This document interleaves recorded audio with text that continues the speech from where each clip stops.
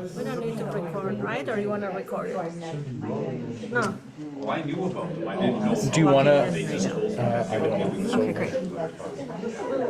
Okay. Yeah. Recording him. All right. You're good. We're good. Yeah. We're good. Okay. Go. Hi. No, we're not? Yes, we are. No, go. Okay. Every day. No. Well, hi, everyone. I'm really touched. I'm really thrilled by this turnout. I'm just delighted to be here with you guys tonight. My name is Henriette Ivanans, and I am an alcoholic, and I'm a drug addict. And July 19th, God willing, big G willing, I will be 12 years clean and sober. So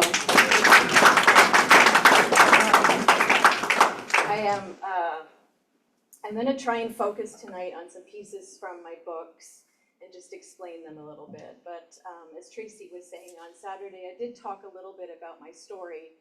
And so I'll just give you a few details, just a little bit of my backstory, where I come from, and how I ended up a clean and sober woman. I'm 56 years old. I grew up in Toronto, and my father was an alcoholic. He died at 38 when I was 10 years old. And just, if there was no other way to show you what kind of a disease this disease really doesn't have any rules. It's diabolical, doesn't care. My father was a doctor, he was smart. He probably studied alcoholism in medical school. He was creative, he was kind, he had everything to live for, and he couldn't stop drinking. And so he died at 38, and when I was 13 years old, I was diagnosed with chronic kidney disease, and this is a big part of my story. When I was 19 years old, this was 1988, my mother, who's on Zoom tonight, was my angel, and she was a match to give me a kidney, and that most certainly extended and saved my life to the point where I'm at today. And that's a very critical piece in my story of being a drug addict, because I remember when I was discharged from the hospital that the nurse that discharged me, she said, if you still have pain from your transplant, you can get Tylenol 1 with codeine over the counter. And I remember the night that, it was a few nights after I'd been discharged, and I didn't really have pain anymore, and my time for the codeine, the Tylenol 3 had come and gone. And I remember thinking, oh, I guess I should take my pain medication, like it's prescribed to me, I should take it. But I really wasn't in that much physical pain anymore. And I will never forget that night. I will remember that night. In fact, that is my defining moment, I think, of when the allergy of addiction was triggered for me. And I took the pill, and I remember feeling completely altered. I felt empowered. I felt authentically myself. It was a feeling that I'd never had before, and wanted to perpetuate that feeling. And it was, alcoholism or an addiction, I use those words interchangeably because for me, it's equally so. I was just as addicted to alcohol as I was to drugs. And there was a point where, I'm just gonna jump ahead, where my first kidney transplant went into rejection. And Kevin and I were living in Los Angeles, and I was about 40 years old. And during that period of time, my drinking was very sporadic. It was minor. My drug abuse was really nothing other than what was prescribed to me for migraines. But I did take codeine every morning. I would just take it kind of like when I got into rehab, she described it as this like narcotic cup of coffee. It was just like a cup of coffee I would take in the morning to alter myself, to feel a little bit different and to feel comfortable in my skin. And it was like, I equated to a tool. It was like something, when I had it in my purse, I felt safe. I felt like, okay, that I was gonna be all right. That I had it with me, I had a way of just changing how I felt if I needed that. But it was very slow. This disease is very progressive. For me, it wasn't something that there's a lot of people in recovery that it just takes off for them very, very young, and that wasn't the case for me. And for me, it escalated when I was 40 years old, and my first kidney transplant went into rejection, and I had absolutely no tools to deal with that. I had no community. I had no religion. You know, Kevin and I, we had friends in Los Angeles, but I didn't know anybody else that was chronically ill. I didn't know anybody else that had a transplant. Whatever you want to say about social media, that has changed the landscape of people suffering with chronic pain and disease. I have a whole community of women and men who have had transplants now, and that was such an isolating experience for me when I was 19, and then again when I was 40. I didn't have anything. And so I leaned on the thing that had always changed the way that I felt. And my drug abuse escalated, and my drinking escalated to the point where you hear about all the time, these stereotypes. Just go to an AA meeting and you'll hear this. I would I'd hide my wine from Kevin in my boots, and I'd hide my extra pills in my sweater pockets, and it had just hijacked my brain. And before I read the first piece from PILLNESS, I just want to try and explain, because it's a challenging thing to explain to what we call normies, people who don't have this allergy and this obsession and this spiritual malady. Like, what is alcoholism? And it is absolutely defined, and it doesn't even matter to me that much that it's defined as a disease, but it is defined this way. I know it is. I tried to find it in Canadian Medical Association, but I always reference the American Medical Association because that's where I lived for 23 years. And it is listed as a disease with both physical and psychiatric components, meaning that it has symptoms, it progresses, and it responds to treatment. And so it is most certainly considered a disease. But where I relate to it is through the big book of Alcoholics Anonymous, which is a 12-step program. And for me, it's trifold. It's unity, service, recovery, which means nothing to most of you. But what it is in the very beginning of our book, it talks about how I have a trifold condition. I have an allergy, which means me, Henrietta, can no longer take one pill, one sip of alcohol, one toke of marijuana, nothing.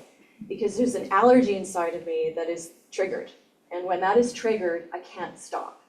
And that is 100% proven to me a million times over in this book. And the one thing Kevin said to me was, don't tell a bunch of drug stories, because we want to get to like the heart of what tonight is about, which is truly about, for me, what was finding a higher power, what was finding a spiritual solution to my pain, what did that look like? But I will talk about how at that point in my life, I lost the power of choice. And so I'd come to a point in using drugs where I couldn't stop taking them. And so as a result of that, when you've lost the power of choice, this is a key necessary understanding in recovery, that I can no longer take one drink or one pill, and that I can't stop doing that because I no longer have a defense. I don't have a defense against it. And that defense in the 12 steps is essentially coming from some kind of higher power, which sounds very ooey gooey and weird and loopy and all of that stuff, but it's really as a result of doing the 12 steps. So I want to read a portion from PILLNESS. This is the first of, I think, 6 or 7 sections that I'll read tonight. When I realized I'd lost the power of choice, because really this condition is it's in my brain. My brain becomes hijacked. The way that I think about things is completely dysfunctional. So this is the moment where I knew that I'd lost the power of choice, but I didn't know what to do about it. Okay, let me just find the page. Hi, Zoomies, by the way. Hi, everybody. Okay, so page 77. All right, so this is from my first memoir in PILLNESS and in health. Okay.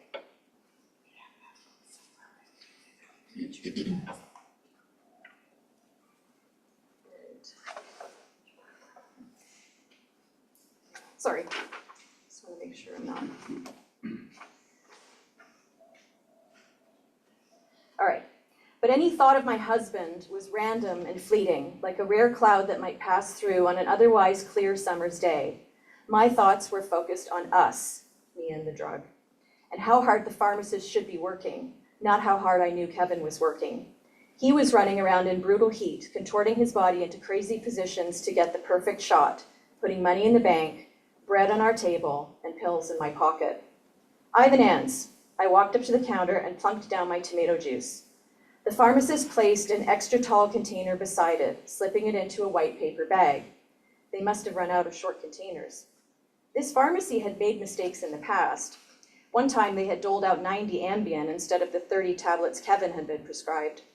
Another time, I had been all the way home before realizing I had someone else's antibiotic and not my Vicodin. Seething, panicked, I had raced back, terrified that although the antibiotic was untouched, I would be denied the 30 Vicodin I would gobble in just over a day. After that scare, I checked my medications before leaving, especially today. Today was a return trip I would not survive without her. I thanked the pharmacist and stepped away. Ripping open the bag's stapled top, I plunged my hand inside and grabbed her. Through the plastic, I saw the familiar double blue capsules heaped one on top of another in a playful mound. It was her, all right, but the pile looked enormous. I turned the bottle on its side and read the label. Henriette Ivanans-McIntyre, Puracet, acetaminophen, butalbital, caffeine. No refills, 120 capsules. My breath caught. 120 capsules. My prescription was for 60. I glanced up at the pharmacists, but their heads were down, giggling. This was bad, shockingly negligent on their part. I couldn't even begin to imagine how this had happened. I looked around. No one was watching me. My knees wobbled. I had hit the jackpot. I wanted to shout with melodic jubilation the way a slot machine jangles when it hits 3 sevens in a row. Blood rushed to my head as I fought the charge for home before the pharmacists realized their horrendous mistake. An agonizing tug of war pulled at my gut. I should be responsible, walk up to the counter, point out their mistake, and hand her over. I knew I should do this, but I could not make myself move. I could not return this accidental prescription. I wouldn't be able to control how much I took or how often. I would take all of these pills in 4 or 5 days. I would become dope sick, but I would not let her go. Holding her high beneath the fluorescent lights, I triple-checked the label. A halo flared around her, spotlighting what would soon be my salvation, airlifting me out of purgatory and then dropping me straight back into hell. She rattled as if to say, "You are mine." I would not return her. I would consume her, every last pill. So that's the first example of how I absolutely knew that I couldn't stop, but I didn't know why. And so after that, after I picked up those pills, I took 7 pills when I got home, and then I took all 120 of them in 2.5 days. And I ended up at Cedars-Sinai for an overdose. And they wanted to 5150 me, which I don't know if it's a term people are familiar with in Canada, but it basically means that they're going to keep you in a room with somebody for 72 hours and you're going to be watched because they think you're a danger to others or a danger to yourself. And there's one other stipulation. And so I'm going to read about what it was like being in the hospital and realizing that I didn't know why I had done that, and the medical establishment didn't seem to know why I had done that either.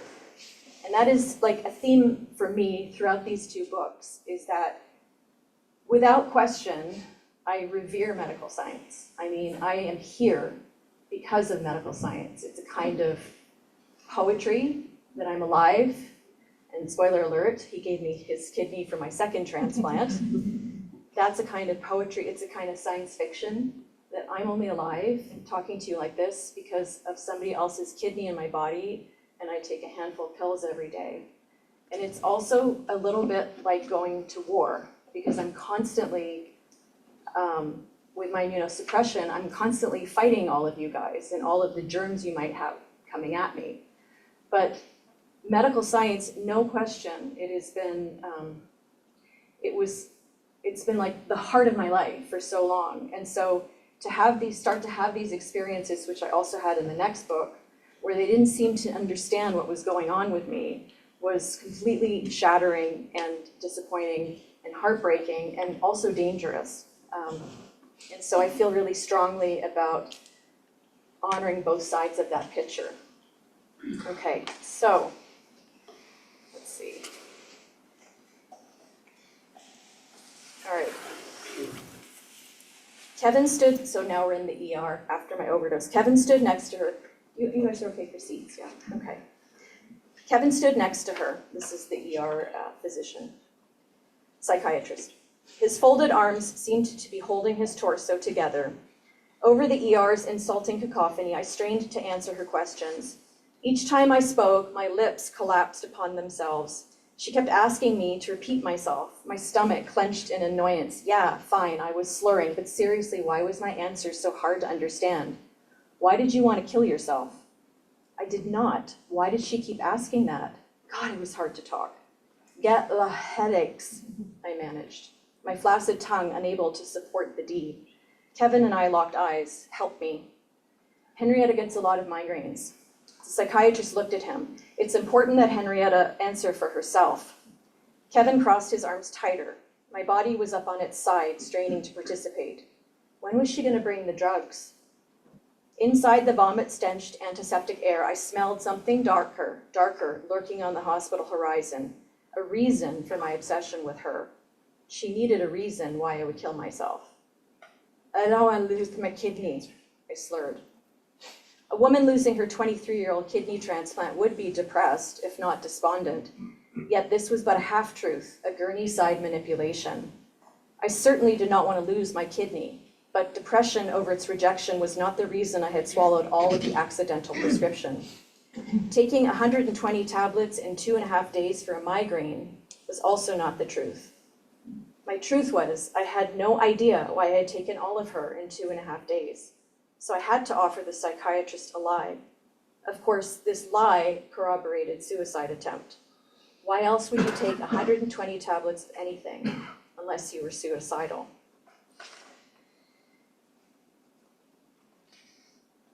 Yeah. Okay. So that's enough of that for now. Let's leave the hospital. Okay. And so, have to fast forward a bit to the end of this book. I had my second transplant, and my addiction and alcoholism escalated to the point where I was sharing the other day and Saturday, where, again, your brain is completely hijacked. You're completely obsessed. It just goes to the top of the list. There's like nothing that can get in the way. And I think it's an important piece of my story, because I look like this, that to my mind, one night, a few months after Kevin gave me his kidney, I was at home and I had run out of vodka and I was completely just nodding out over my computer. We lived like roommates. He went to bed early and I stayed up all night and I couldn't stop drinking, and that night I'd run out of vodka. And so I remember, and I will always remember, and I will always share about this thought process, which was, there has to be alcohol in this house. It's clear, it's alcohol, it's just a higher proof. I'll get some rubbing alcohol. And so I went to the bathroom, I went under the sink, and I got my rubbing alcohol. And I went back to the kitchen and I tiptoed, making sure that I didn't wake up my husband, and I mixed myself a cocktail that night. And not only I realized today there's complete insanity, but in my disease, in my active addiction, that made complete sense to me. In fact, I thought it was genius because I could still keep drinking. And so that wasn't even my bottom. I don't even remember the 2 days after that. And I'm sure Kevin doesn't want to talk about that. But that was a hard time for us. And it was about 2 months after that I ended up in rehab. And I went there for 60 days. And I'm just gonna fast forward through that part. It did take me a couple of years almost before I was fully willing to concede that I didn't know how to live life. And that's like the third piece. There's the allergy, there's the obsession, and then the third piece of alcoholism is what we describe as a spiritual malady. And that alcoholics we're just maladapted to life. You just don't have the ability. I get up in the morning and my thought process is dysfunctional. It's very much rooted in myself. And how do I explain, I have a disease of selfishness? I mean, it doesn't make any sense to normal people. But it is, my thought process is always like, what are you doing to me? Or what am I missing out on? I'm always coming from like a place of lack or judgment or frustration or just always feeling like I'm being left behind. Like everybody else has a manual for life and I don't know how to do things. And so when I got into rehab, I started to get a glimpse of that through the 12 steps. And I'm going to read the absolute last piece in PILLNESS. And this was when I was finally, after 2 years, going through rehab and going to meetings and working with a sponsor and relapsing and slipping and stealing my husband's pills. I was so proud of myself because I only stole 30 in a whole year. Finally, I You should remember. tell them I had a back surgery, which is. Yes, I was going to.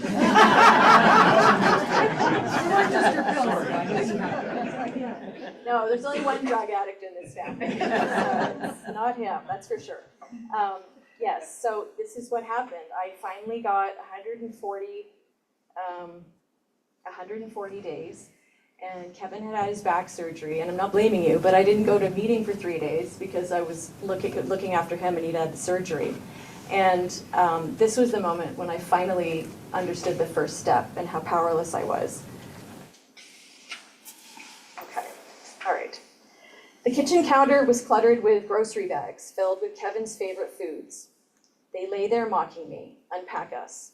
The kitchen was dark and too quiet without Maggie clickety-clacking beneath me.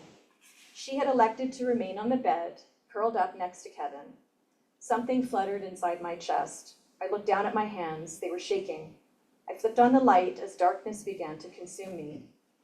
Kevin had withstood this crippling powerlessness for years, his total inability to prevent the person you love most from suffering.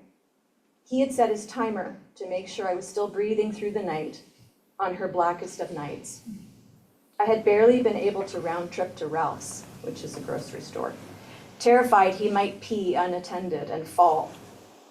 Oh, how I wanted to jump up and down on the hands of time, propelling it forward so that my husband might be healed. What could I do? I looked at the groceries again. I was a shell, a fraud, an unwife.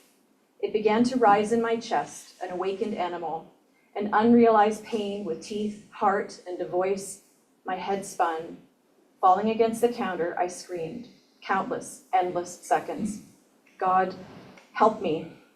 I grabbed the edge of the counter, my legs buckling beneath me. I threw my head back and howled, tasting tears, bile, and blood.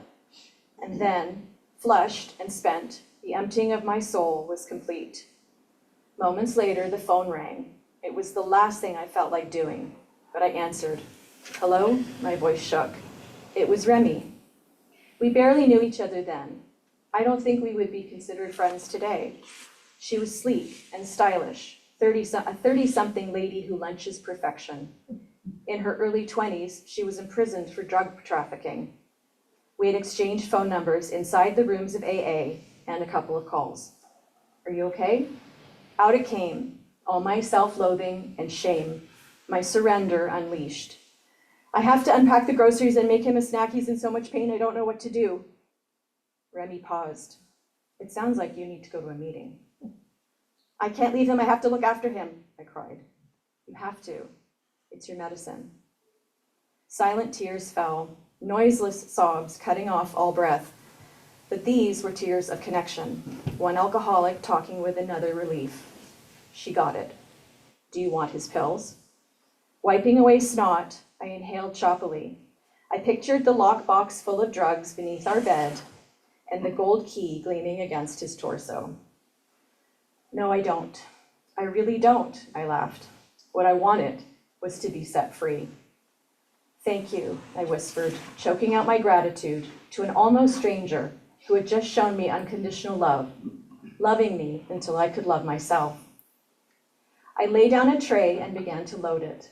Ripped pieces of French bread, slices of cheese, and a smattering of tortilla chips and salsa. Lifting the grapes from the bag, I quickly rinsed them and then set them next to a glass of soda, joyously exploding with bubbles. Patting away the remnants of my tears, I lifted the tray and walked toward the bedroom. Carrying the weight of this load comfortably, a small smile flitted across my lips like the flutter of wings set free. Tonight, I would carry the load. I would carry us. Outside the bedroom door, I paused, picturing my husband resting, his best basset gal by his side, and his wife finally on her way. I peeked my head through the crack in the door. Hi, sweetheart. And with a nudge of my hip, I pushed the door wide. So that's basically the end of PILLNESS. But the reason I read that is because I was really just starting to get a glimpse of what the 12 steps could offer me. And ultimately, in any 12-step program, it's to find a higher power that can relieve you of this hijacked mind, of this condition. And so the next book, the sequel to In PILLNESS and in Health, is Big G in Me. And I'm going to read a little bit about that, a little bit from that tonight. I'm just going to keep an eye on the time. Great, okay. So I had just gotten a glimpse of what it meant to have freedom from drugs and alcohol. I was in that place where I didn't want them anymore, but I didn't really have complete freedom yet from it all. And that means basically doing the steps. But I had just this glimmer of what I thought a higher power could be. And for a lot of people in recovery, for a long time, it's just the program, it's just the community, it's just other alcoholics, it's just being together, and they really struggle with the concept of a God. And I did struggle with the concept of a God. I was raised Catholic, and when my father died, all of that died. We didn't go to church, and then suddenly we were agnostic. And to my mind, God became like a very linear concept, a very black and white concept. When bad things happened, there couldn't be a God in the world. And when good things happened, maybe there was a God. But there had been so much in my young life that it was very hard for me to get on board. I couldn't see any other perspective on life other than, I couldn't see any other way of looking at a negative situation, what was perceived as a negative situation. And I've since grown and changed to look at more of the interconnectedness of things. And so the back of the sequel, it talks here, this is what I tried to talk about in this book. Is there a purpose to our pain? Can good coexist with bad? And when our lives are shattered, how do we walk through the darkness and find the light that's always been waiting inside? So for me to try and find a higher power was something else. It got really challenging really fast. 2 years into being sober, I developed a very strange rash that started here, and then it went up here, and eventually over a few months, it went all over my body and started to cause like just little red dots all over my body and started to cause me incredible pain, excruciating pain. And I went on an absolute mission with medical science to try and find a solution. And so the first piece I'm going to read to you was actually 2 years into it. It's the opening section from this book, but it was actually 2 years into this where I'd gotten to the point where I'd seen so many doctors. I'd seen neurologists, immunologists, allergists, 3 dermatologists. I would go to a grand rounds at USC and meet 40 dermatologists. I worked with an acupuncturist. I worked with a naturopath. I mean, it was just never ending. And through it all, I would get these little glimmers of hope, and then it would be snatched away from me when it didn't work. And it actually, with every intervention, got worse and worse and worse. So this is 2 years into it, and I'm reading it because it'll just describe a little bit of what the pain was like. So chapter 1, pain, April 8th, 2017, day 758 of pain. I had lived with it for 2 years. Pain was an electrical current running through my body at all times. My unburned skin flared with red patches that came and went. My ears screeched with tinnitus. Fabric chafed my body, catching on the thorns that sprouted from my skin. Of course, there were no thorns. There was no electrical wiring running through my body. I knew that. I had looked for the off switch for 2 years. Everyone had. But no one had found a thing. I didn't want to look anymore. Each morning, I got a 2-second reprieve, a gasp of time when I felt nothing. I forgot about pain.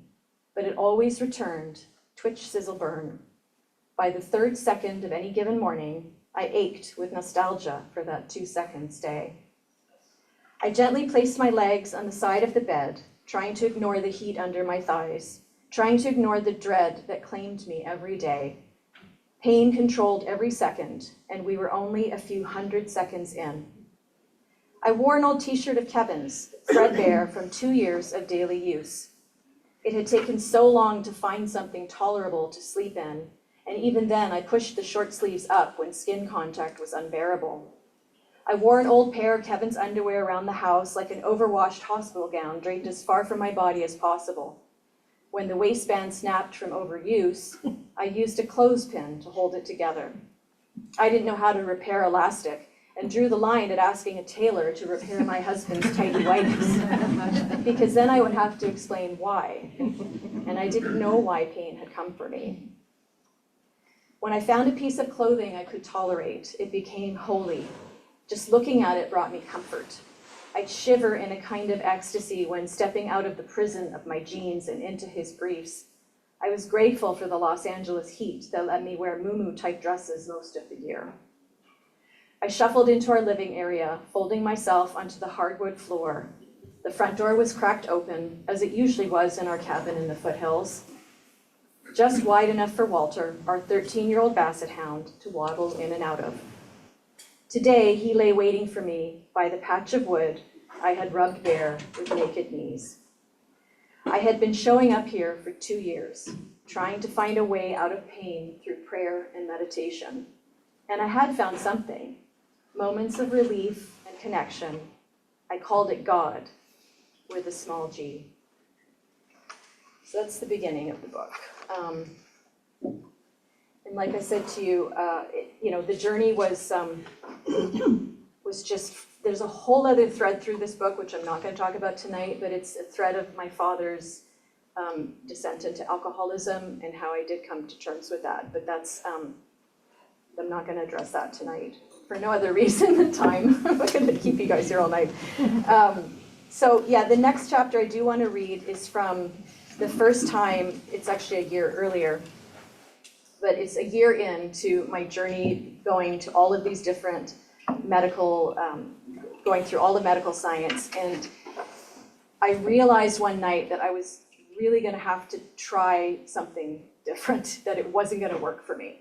That there was just, we were just going in the wrong direction. Like I said, with every intervention, with every steroid cream, I went in a drug called gabapentin, and I know some of you are on it, and it ended up being a horrifying, debilitating, just it made everything 10 times worse experience for me. But I kept trying because I revered medical science so much.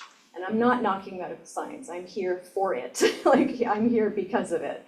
But in this experience, I was slowly starting to move towards the idea that maybe there was a spiritual solution to my physical pain.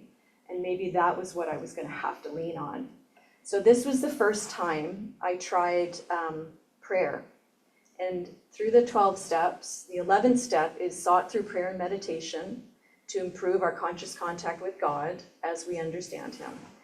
And for me, up until that point, it had just sort of been like a rote thing. There's some prayers in our literature, and it was just something that I wasn't really doing. I was just sort of saying it. But this night was such a painful night that I was willing to do anything. So, find it here. Okay. All right. Okay. I lie back in bed. Walter sleeps inside a tumbleweed of bedding. I stare at the ceiling, past it. All I see is a giant yellow sign, dead end. Where do I go from here? I want drugs. Drugs work. Everybody is entitled to relief from pain. If I was burned in a fire, I would get drugs. I feel like I'm living inside a fire. I am the fire, but with undiagnosis, I can't prove shit, which gets me nothing. I shift onto my side and look out the window into the blackness. Being a drug addict in legitimate agony is some kind of narcotic karma coming around to bite me in the ass. Benzodiazepines, barbiturates, opiates, tremors calmed, anxiety soothed, pain crushed, Xanax, Adderall, Fiorinol, Ambien, Roxycodone. The colored shells spin inside my mind like a kaleidoscope, that pharmaceutical rainbow where the pot of gold is a life without pain. Am I truly incapable of taking one pill? Have I not proved this? I overdosed on 120 barbiturates. I know that one pill is too many and 1,000 is never enough, but this is different. I don't want to get high. I just don't want to feel pain. I don't want drugs. I need them. I even have a sponsee begging me to take them. You don't have to be a martyr, Hen, but I'm not a martyr. I'm a drug addict. Am I supposed to live like this? Why would I want to? I must have something. A thought comes. What about medical marijuana? It is medicine. It's effective medicine, apparently, and it's everywhere, wafting out of cars and stores and backyards. I've tried it like 5, 6 times in my life. I never got anything out of it. It just stunk up my hair. Pot seems so chill. How can you get addicted to it? My heart skips a beat, and then it stops. You know you can't take anything. Today, drugs are no longer on the invite list. But pain, I did not invite it here, and yet it lives inside me, and I live in pain. A second thought comes. It is what AA fellows talk about in the rooms, and it is a step. Step 11, sought through prayer and meditation to improve our conscious contact with God as we understood him, praying only for knowledge of his will for us and the power to carry that out. Why don't you pray on it? Desperation slides me to the floor and my knees. I look up past the bed. I can't see Walter anymore, but I can see the top section of our window and the blackness pouring over our home. My bones are tired. I am exhausted by the weight of my powerlessness. I bend my neck, sinking below the dark. My back relaxes. I feel safe. Where do I start? I have read that I shouldn't ask for anything except his strength and guidance. God is not Santa Claus. Ask and you will not receive. Can I ask him how to get rid of pain? But isn't that asking for a thing? Tears swim, ready, always ready to run. I clasp my fingers over my head. My forehead surrenders to the floor. God, I'm so scared. I'm in so much pain. I'm trying to be grateful for what I have. I really, really am, but pain blinds me. It feels like no one cares. They care for a second, but then they forget. I understand. They can't think about it all day like I do. I do.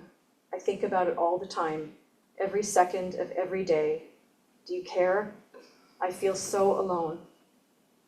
But I do not say any of this. Sadness, like a sponge, absorbs my words. My voice peters out, and all I can manage is a whisper. Please, God, help me. I hold my heart with shaking hands. My insides shift like sheets of ice cracking. My chest hurts. I'm splitting open. Am I falling? I keep praying. The tears flow as I rock on my knees. Please help me. I lift my head, swiping at my puffy face. I look into the night. I do not see a shooting star or a burning bush. Walter does not hang his head over the side of the bed and lick me on my nose.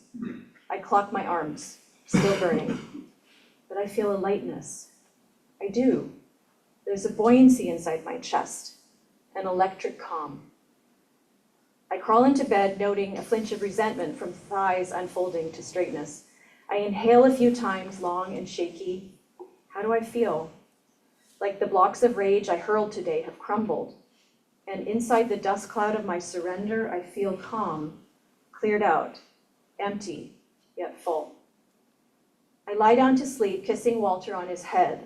I don't want to analyze what happened. I have nothing to testify, no waving hands or speaking in tongues, but sleep comes from my brutalized body tonight, and I am grateful. It is 8 a.m. I wake up with a gasp.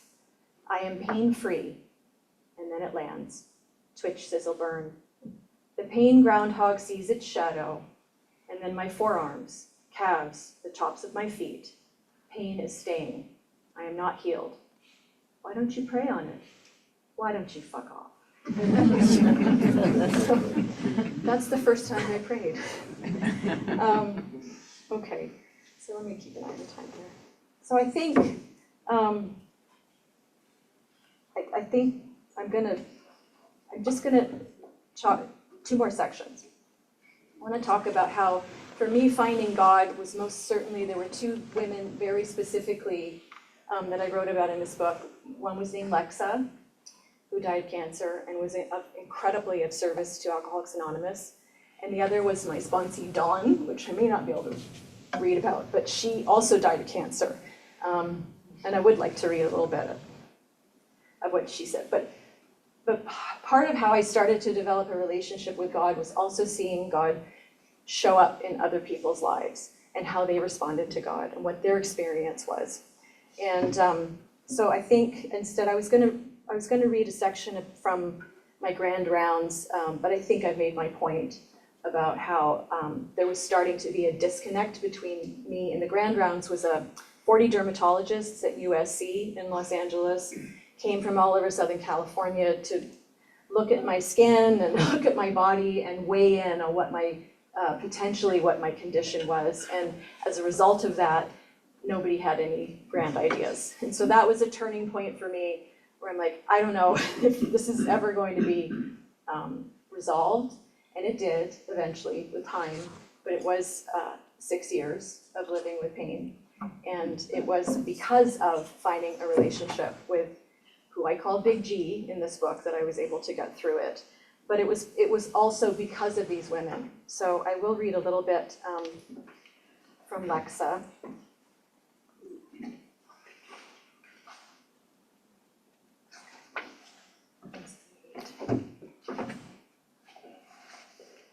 So one of the things we do in Alcoholics Anonymous is we try very hard to be of service to each other, by sponsoring, which means to guide another woman through the 12 steps. I sponsor 8 women right now, and they're all based in Los Angeles, actually, and I think a couple of them are there tonight. And it's like a total, can't explain it, total joy of my life to be able to be of service to these women. And Lexa was a huge inspiration to me because she was actively dying of cancer, and she was still being of service by, bringing what are called panels, which are 2 or 3 or 4 or 5 people in Alcoholics Anonymous down to facilities like treatment centers or sober homes, and sharing our stories with them. So Lexa, she talked once about being resentful towards God in a meeting. And I just latched onto her because I needed to know, how could you have a God but also be resentful towards him? And that was fascinating to me. Okay. I'll read this. So I met her in the parking lot. Can I give you a hug? Yes, she said. I reached up and put my arms around her. Then she coughed. 4 of us entered a rundown building. Lexa, Melanie, Margot, and me were ushered in by a guard who told us the elevator was broken. And this was, I'm just skipping the part, this was downtown on Skid Row. The elevator was broken. The staircase looked like one robust sneeze would blow it over. Up 9 floors we trudged. None of us spoke. The rooms were matchbox-sized, with barely a bed inside, paint peeling, 1 shared bathroom on each floor. Homeless, transient, and traumatized women slept here. Alcoholics and drug addicts laying their heads sober for maybe the first time, maybe the last. My in-laws and my best friend from theater school paid for my 60-day rehab in West Hollywood, where 2 gourmet meals a day were delivered to my door. Could I have gotten sober here? I went to bury my nose in my shirt, but stopped. I wanted to breathe this. It smelled foul, like a kind of struggle I had never known. When we got to the top, Lexa was out of breath. We gathered in a common room with a low ceiling and brutal fluorescent lights. No soft twinkle lights or sunken couches here. Lexa set out the 12-step pamphlets on a coffee table without fuss. Choosing your sponsor, a guide to the 12 steps, to the newcomer. The clients drifted. Sorry. Pause. So I take a sip of water.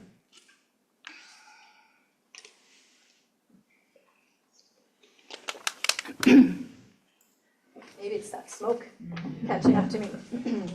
to the newcomer. The clients drifted in, 7 of them, sorry.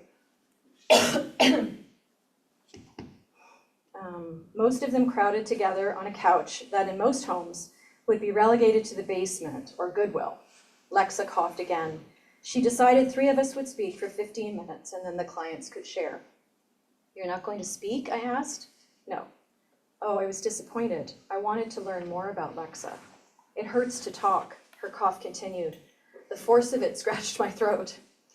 Do you want one of these? I offered her a lozenge. Yes, my mouth sores from chemo hurt. My heart squeezed, her mouth hurt. Lexa turned to the group to start the meeting. As everyone closed their eyes, I peeked at my new friend, watching her lead us in prayer, even though it hurt her to speak. God, grant us the serenity to accept the things we cannot change, courage to change the things we can, and wisdom to know the difference. Post-meeting, the 4 of us stood in the parking lot, saying our goodbyes. From the soft looks on their faces, they were humbled, like me. None of us will ever know if those women got sober, but speaking to them changed me. One woman spoke about how much she wanted to be sober, but couldn't go home because of the abuse that lived there. How would she stay sober living on the streets? All I could offer was what got me sober, starting with one alcoholic talking with another. The breeze sighed over my shoulders. What is it about warm nights? They feel rife with something. Nostalgia, was that it? Being here reminded me of my first time at Clean, my treatment center. I was so lost when I got sober, untethered without pills in my purse or wine stashed in my secret cupboard. I had never been homeless, but ached to feel at home, a place where the darkness inside me was understood. The blinking city circus rose up behind me. I didn't need to look back. Surrounded by my 3 friends, and beyond us, a world of drugs and alcohol that had almost killed us all, I felt anchored to something I was daring to call God. As the others climbed into their cars, I offered Lexa another lozenge. Sure, they're really good. I thanked her, my fellow in a bolero jacket of stars, stunning accessory to the light inside her. She had led us in the language of the heart by barely saying a word. And then I just want to read this here. And this is right before Lexa died. Lexa's best friend tapped away on his laptop in the corner. Her mother whispered hello. Lexa lay across the room in a hospital bed, curled into her disease. Can I say hello? She nodded and went into the bedroom. Lexa's terrier, Isabel, wandered with her tail at half-mast, settling beside her. Just me now, my pulse running wild. I perched on the edge of the bed. Her pale body vanished against the white sheet, oxygen tubes tucked behind her ears. I scanned her face, wrinkleless, soft, her lips a thin line of peace. I longed to run my hand down her cheek, touching her arm, her eyes half opened. Lexa, I want to thank you. You changed my recovery. It took a few seconds to make her lips come together, bend, and form the words, I'm glad. Her mouth struggled again. You don't have to talk. Okay, she smiled. Lexa would die 4 days later. And then I'm just going to end with this piece, I think, from Dawn. Dawn, I wish I could read you the whole chapter, which I'm not going to do, don't worry. Don't worry, but it's a funny thing, people that are put into your life for a reason. When I first met Dawn, I wasn't even sure that I liked her, and that's not your problem. You sponsor somebody, you don't have to like them, you just take them through the steps. And yeah, she truly changed the way I look at God, and that is really part of the point of this book, is like a growth into my relationship with what I call Big G, because I really struggled with the big G word for a long time. Okay. All right, 2:45. And then we'll have some questions if you want. Okay. February 5th, 2019, day 1426 of pain. Dawn was admitted to the hospital with, I'm gonna mess this up, dyspnea? Do you know how to say that? Dyspnea. Dyspnea, thank you. Medical guy here. When cancer spreads from other organs to the lungs. This is also called air hunger, the name of which makes me want to burst into tears. I stayed with her for hours. We talked, played cards, and lapped the floor together. If she could do it twice, she could go home. I went to get her a smoothie while she napped, and then Lucy, her daughter, brought homemade soup. Not one time did she ask for pain relief. She wasn't on anything that day. I couldn't imagine she wasn't in any pain. For months, Dawn and I talked about the question of pain meds. How can we use them responsibly in recovery? But Dawn had become stone cold sober. She no longer wanted to be high or out of pain or out of cancer. I was watching someone fight to be in every last minute of her life, no matter how uncomfortable that was. Dawn didn't want to lose the connection she had finally found to us, to God, and most importantly, I think, to herself. At one point, she stopped talking and looked at me. Okay, sorry. I want to come to Canada to visit you. My breath caught, and I tried not to look surprised. Didn't she know she was actively dying? I was moving in 3 months. She would never visit me in Canada, but she had never acknowledged death as a possibility. So who was I to invite it into the conversation? She was losing her body to cancer, and maybe she was refusing to let it have the rest, her heart and soul. That's how she needed to live now, believing all dreams were still possible. Maybe that's denial. Who fucking cares? I wanted her to visit me in Canada. I wanted her to have that. I pinched myself under the tray table, refusing to pop tears. I want you to come to Canada. On the drive home from the hospital, Dawn texted me. That's the most time we've ever spent together. I'm so happy. I doubled over at the wheel, wailing. It was so unfair. The way Dawn lived in the moment was exquisite and deserving of a long life, not one she must have known was almost over. 2 years earlier, when we read step 3, we talked about God. Step 3, made a decision to turn our will and our lives over to the care of God as we understood him. She believed there was no good or bad in life. She believed God was in everything, and that sadness and joy were interwoven with meaning we will never understand. For Dawn, God was trusting that life would always balance out the way it was supposed to. I wiped away the tears and texted her back. It's a joy to spend time with you, Donnie Bear, an absolute joy. She would lap the floor again and go home for the last time. So I think that's all I'll read for tonight.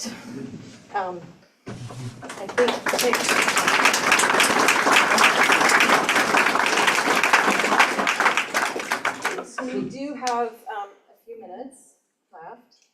And I know we had a couple questions from some Zoomers. Hi, Zoomies.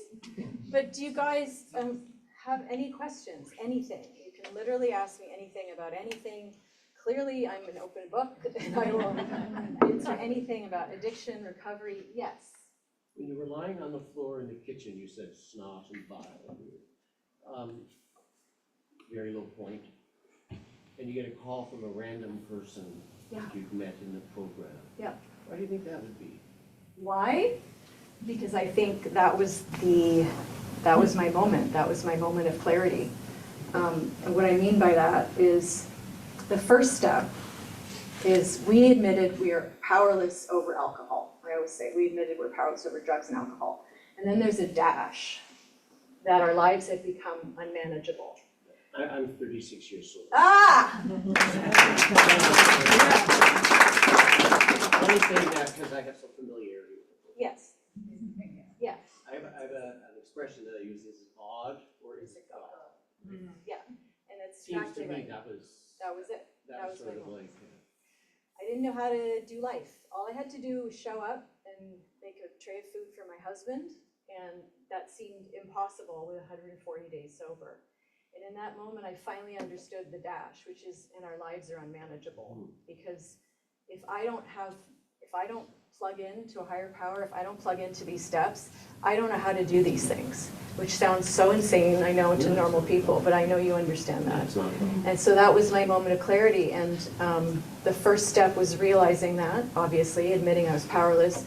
The came to believe, which is the next step, was that phone call from her that was just completely not odd at all, but completely God for me, that I was meant to receive that love from a fellow and guidance. And then I did. I went to a meeting. I went in to see Kevin and I said, is it okay if I go to the Burbank group? And he's like, go. Yeah,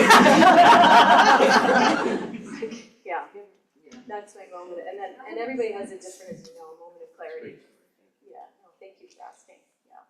Anybody else? I just want to say I appreciate you talking about the selfishness of an addict, because I think there are people who don't admit that, and there are people who deal with addicts who don't understand their behavior. Yeah. But it's completely self-absorbed. There's no other thing you can think of. Like you can't think of anything else. So I appreciate that. Yeah. Well, I appreciate you saying that. It's a challenging thing to explain, but I had one of my dermatologists that I have the many that I had at USC. She was phenomenal. She was younger. I think she was younger than me. Forget how old I am. And she, I on any medical form now, I write down that I'm in recovery and I'm never to be given anything mind-altering. And so the first thing she did when she read my form was, at the time I had 3 years sober, and she said, this is, what did she say? This is really heroic or something like that. And and the way she said it was like, you have some knowledge here. And I said, are you an addict, or do you know someone who's an addict? And she said, no, but I just had a very progressive mentor up in San Francisco who suggested we all go to a meeting of Alcoholics Anonymous. And then she paused and she said, wow, that really hijacks the brain.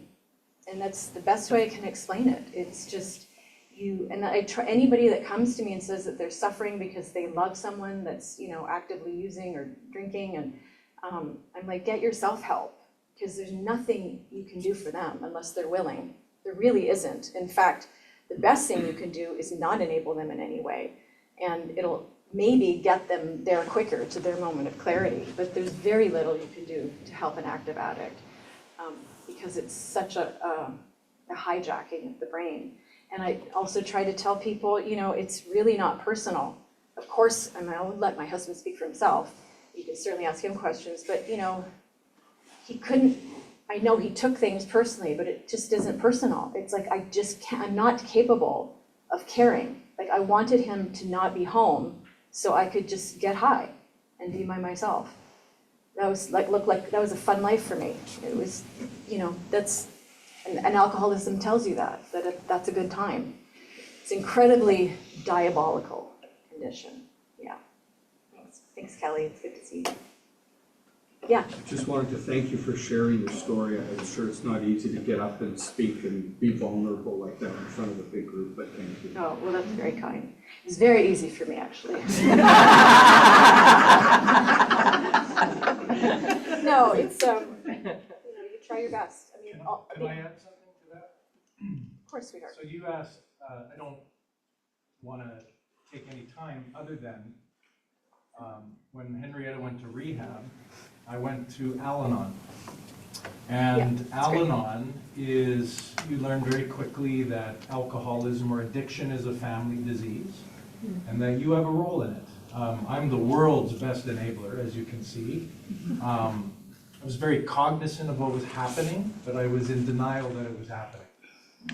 I'm a pretty sharp person, but there's something as well in the mind of an enabler that you don't believe it. So as much as Henriette is hijacked by that, I was hijacked by a different kind of insanity in my head.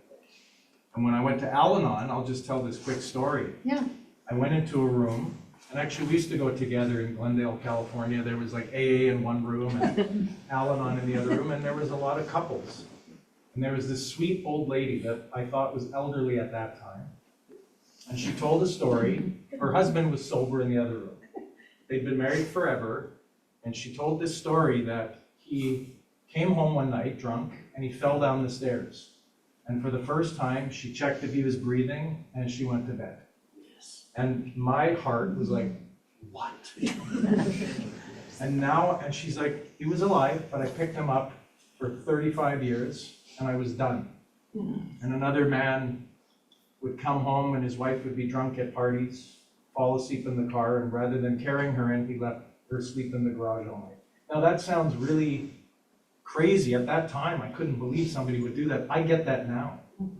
And so if you're struggling with this with somebody, anybody, this doesn't have to be somebody you're actively involved with. This could be something that you grew up with, or we are all affected by it.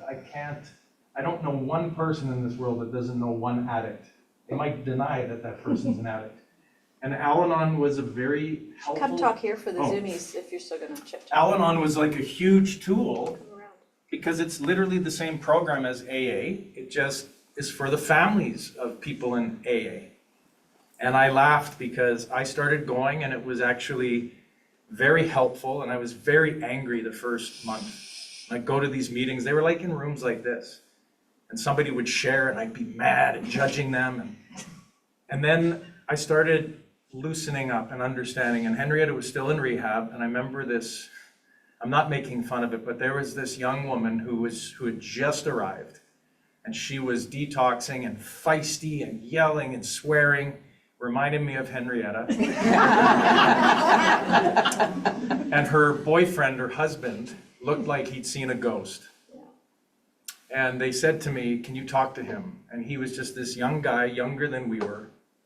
And I said, go to Al-Anon. And again, you tell these stories, you don't know how these people did. I don't know if they stayed together. I don't know. I didn't know this woman. You were in fact, I don't even think you were at rehab anymore. You go on Sundays to these meetings and barbecues, and you were like an alumni of this rehab. And I remember just looking at him, and he looked like a ghost of a person because he was so, I could see, and it looked like me. And we had both grown so much by this point. And I said to him, it gets better. And I meant that. But he had to do work as well. It wasn't just waiting for one person to do the work. We had to do work on ourselves too. And so it's very easy to blame the addict and say, oh, you did this, you did this, you did this. But what you start realizing when you look at yourself is how much, I didn't cause it, and they say this in Al-Anon, you don't cause it, you can't cure it, and you didn't, I don't know, I can't Control remember. it. You can't control it. Funny you forgot that. And so you start seeing that in a different way, and you learn tools in a relationship, how to deal, and it was like it really saved my life. And Henriette goes to meetings. Mostly, a lot of these meetings are just with women. I don't say that you have to do that, but I joined this group in Los Angeles where there was like 150 men that met on Thursday nights in La Cañada, California. And these were guys that were, and men are not always great talking. And I would sit in a room with these men that would just open themselves up, and some of them were addicts, but most of them were living with people who were addicts. And I watched them, they changed my life. And it was all about what to do and how to act differently and show up differently. And so I just wanted to share that. I'm sorry, I didn't mean to take charge of that. But for anybody that wants to understand them, or go to an AA meeting, and for sure go to an Al-Anon meeting, because you'll learn a lot about yourself. Anyway, thank you.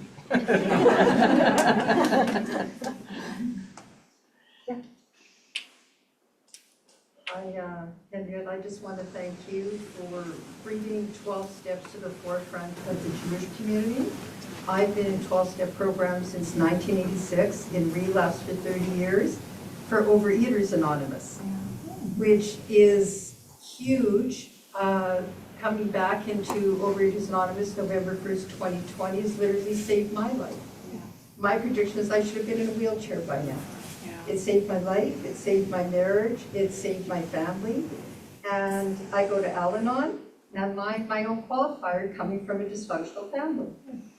Coming from a family who, probably all of us were ADHD growing up, coming from a blended family now. And there is Jewish recovery meetings on Wednesday nights. Scott can speak to it. Are these still going on? I don't know, I don't attend. Oh, okay. Sorry. I know they were for a while, like Yeah. right after Yeah. COVID. That hurts Leah. Yeah, at Harrison Wednesday nights at 7 o'clock. But I also go to Codependence Anonymous, and that deals with the 5 patterns of recovery, dealing with what we're talking about, selfishness, setting boundaries, and the programs work hand in hand as well. Yeah. So Yeah. I can sometimes bookend my day with meetings, and Oh, yeah. it's literally is a lifesaver. I remember telling my neurologist when I first got sober that I was sober, and I think he needed a program because he apologized to me for prescribing me the Xanax. And I'm like, you didn't make me take the Xanax. But he said, what's it like? And I said, it's transformative. And I think I said life-changing or transformative or both. And he said, those are really strong words. And I said, that's how strong it is. It completely changes your life. Well, people ask me, what did you do? What did you do? Which pain were you doing now? And I say, I'm doing 12 steps. Yeah. And they say, 12 steps? But you don't drink? I said, Yeah, no, but I'm yeah. a compulsive overeater. And my life is totally unmanageable. I can't release that part of stuff and restore me to sanity. Good to see you. Anyone else? Any questions? Comments? Just thinking about the snacks? All right, should we wrap it up, Claudia? Sure. Thank you. No, thank you, Claudia. And also Henriette brought some books. Oh, yes, I have some copies of my books if anybody's interested, or you can find me on Amazon. Nobody else has my name. Do you want to tell us something about your up-and-coming book? Oh, sure, I can do that. Marley's my biggest fan. I love her so much.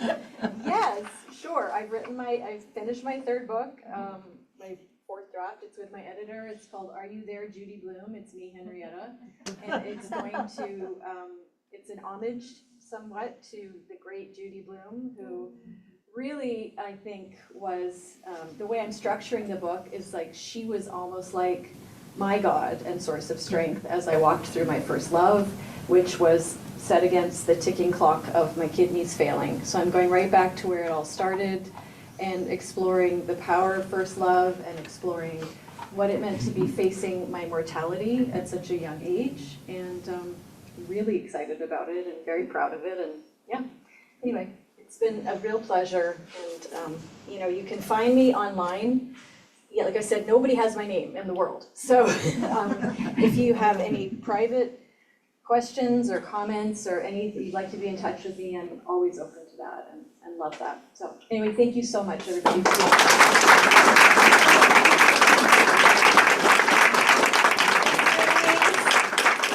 Hi, Mom!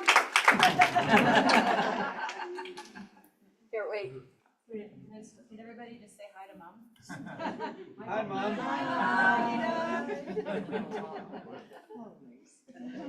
Top left. Yeah. All right, thanks. I just have a question. Yes.